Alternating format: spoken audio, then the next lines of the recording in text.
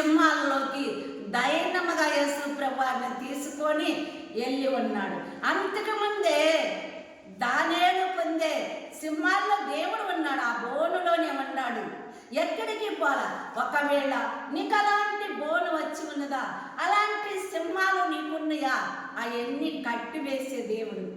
ఎందుకంటే తెల్లవారక మునిపే దేవుడిని నువ్వు ఎప్పుడు ప్రేమ కలిగి భయముతోనూ తెల్లవారక మునిపే వణుకుతోనూ నాకు దేవుడు ఈ తెల్లవారుతున్నది, నేను దేవునితో మాట్లాడాలని, నా యొక్క సమస్తం దేవునికి, నా బిడ్డల సమస్తం, నా అవసరత, నా పేదరికము, నా సమస్యలు, నాకు కలిగిన దుర్మార్గులు, నాకు కలిగిన శత్రువులు, నాకు కలిగిన మరి అనేక మంది కూడా నరహత్యలు కావచ్చు, దొంగలు కావచ్చు, నిన్ను ఇబ్బంది పెట్టుటకు వారు నిన్ను దొంగతనముగా నిన్ను ఏదో మరి చేయాలని వచ్చిన ఆ దొంగవాడిని కూడా చూడగలిగిన దేవుడు. ఆయన కన్ను నీ మీద ఉన్నది.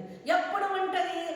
తెల్లవారక మునిపే యేసు ప్రభువారితో నీవు ఎప్పుడైతే కలిసి ఉంటావో, యేసు ప్రభువారికి నీ సమస్తంని నువ్వు సమర్పించుకుంటావో, ఆయన నీ కోసమే వచ్చి ఉన్నది, నా కోసమే వచ్చి ఉన్నది. నేను పాపుల కోసమే కానీ నీతిమంతుల కోసము నేను రాలేదని పలికిన ప్రభు నువ్వు అనుకుంటున్నామేమో. ఒకవేళ నేను పాపిని అనుకుంటున్నానేమో, వచ్చినదే పాపుల కోసమని ప్రభు పలికిన మాట. భూమి ఆకాశము గతించిన ఆయన మాటలు గతించవని నువ్వెప్పుడైతే పాపినైనా నా కొరకు ప్రభువా మొయ్యలేని భారముతోనూ మొయ్యలేని సిలువ నా పాప భారమును భుజము మీద వేసుకొని ఉన్నావు అయితే అని చెప్పి నీ దయా కనికరమును నా మీద చూపించి ఉన్నావు ప్రభువా, నీ కరుణా ప్రేమను నా మీద కటాక్షించవని నువ్వు యేసు ప్రభువారి కాడ నీవు సమర్పించు. ఒకళ్ళని నేను పాపి నన్ను అనుచున్నారని నువ్వు అనక, నువ్వు మాట్లాడక, నిన్ను చూసి వారు పాపి అని దూరముగా తొలగిపోతున్నారా, అయితే నీ దేవుడు తొలగిపోడు.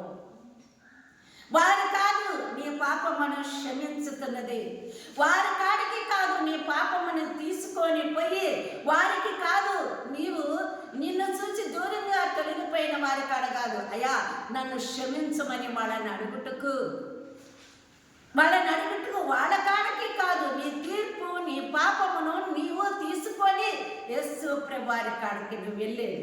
ఆయన నిన్ను క్షమించే ఆయన శక్తిమంతుడై ఉన్నాడు. దేవుని బిడ్డ, తెల్లవారక మునిపే ఈ యొక్క మధ్య లేని మరియ ఏ విధముగా యేసు ప్రభువారిని చూచుటికి ఆశించి ఉన్నదో, ఆమె రాత్రి అంతా కూడా ఎంత ప్రయాసపడి ఉన్నదో, ఆమె ఎంత ఆశగా ఉంటే తెల్లవారక మునిపే తండ్రి వద్దకి పరుగులు తీసుకుంటా వెళ్ళి ఉన్నది.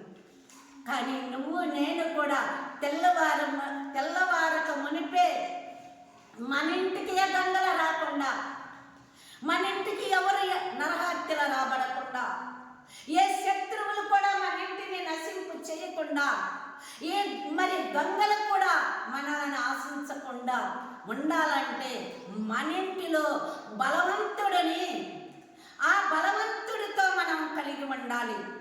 ఆ బలవంతుడిని మన ఇంటిలో పెట్టుకుంటే ఆ యొక్క మన ఇంటి ఆ బలవంతుడి యొక్క రెక్కల కింద భద్రపరచగలిగిన దేవుడై ఉన్నాడు. నీ ఇంటికి ఏ దొంగలని, ఏ దుర్మార్గులని, ఏ యొక్క నరహత్యలని కూడా నువ్వెక్కడ తిరుగుతున్నా నిన్ను రక్షించగలిగిన దేవుడు నీ చెయ్యి పట్టుకుంటాడు. నీ రెక్కల కింద, ఆయన రెక్కల కింద నిన్ను దాసబడిన యేసు ప్రభువారు, ఆ గొప్పవాడిని మనము వదిలిపెట్టుకొని చూడండి, వదిలిపెట్టుకోలేదు. కానీ దానియేలు స్నేహితులు ఏమి చేసి ఉన్నారు?